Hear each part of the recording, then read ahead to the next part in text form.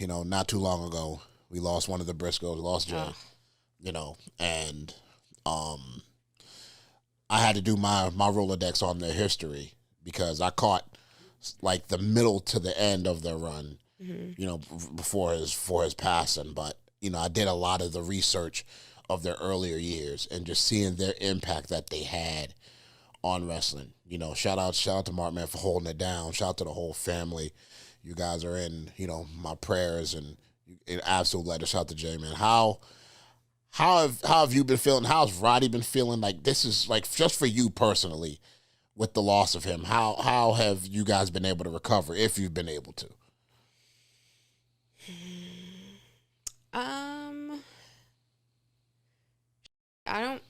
I think when you I know when I actually have to sit with it, it just sucks. There's no recovery there. You don't recover. It's a scar. I guess I've had a very interesting relationship with grieving.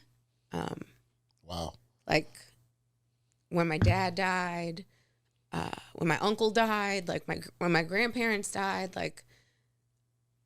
I had a very disconnected relationship with grieving, and not until recently, when,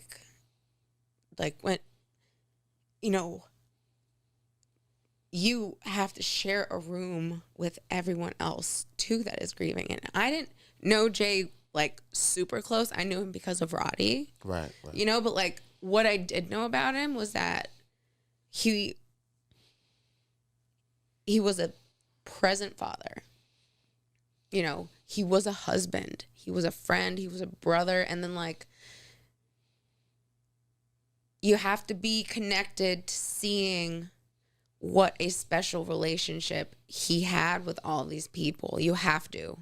And when you do, it's so beautiful. And then you realize, oh, it's gone. It's crazy. It's crazy. Because like I said, I had a really a disassociated, very Soviet Union relationship with grieving. And a lot less spiritual, and just in these last 3 to 5 years, just this fraud is killing me. It's just, you don't get over it. You have to hug it. You can't get over, I can't get over my cat dying. Monkey was my dude. But I have to hug those memories, and I have to embrace all of them. And when Jay went, I didn't have many memories of him, but I knew Roddy did. And when I found out about him passing away, I was just about to land on the West Coast somewhere, wherever we did that goddamn show. And it was crazy. Jeff Jones sent me a text. He's like, I've been trying to call Roddy, tell him to call me. And I just had a bunch of text messages from Jeff. And I'm like, oh my God, is everything okay? And I wasn't even landed yet. And I was sitting in the middle seat, in the back of a hot plane. And, babies are crying. And I'm dealing with this. And I'm trying to get Roddy to answer his phone, and he's trying to put Troy down, and it's just, yeah. I'm sorry, just going back, it's the shock of it, you just don't believe it.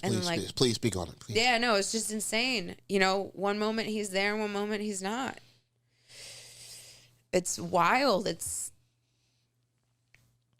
It be like that. It does. First, once again, I send my condolences, and me doing my history. One thing I learned about, you make a great point. My granddad is the reason why I started making music.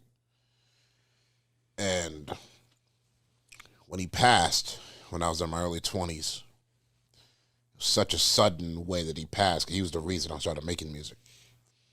He was the person that taught me everything, that put me into the music industry. He was the first, him and my dad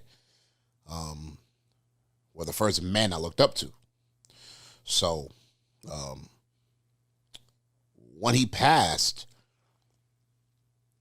I always get anger first when somebody passes. I go through very angry stages, sometimes unhealthy, but it's a part of the grieving process. And I had to learn that. So when my mentor, my inspiration passed away, I went through a few years of just anger. Oh, yeah. I was just mad. I was short fused. And it wasn't until I actually came to grips on how to live with the scar and understanding that when I went to therapy, that when you lose someone that you love or something that you love, anything in that way, you just have to learn how to live with the scar. And sometimes that scar will reopen and it will always be a wound. And once you can get to the point where you can kind of talk about it and kind of let your emotions come out of it, you're in a better place with it, but you live with understanding that you'll never get over it.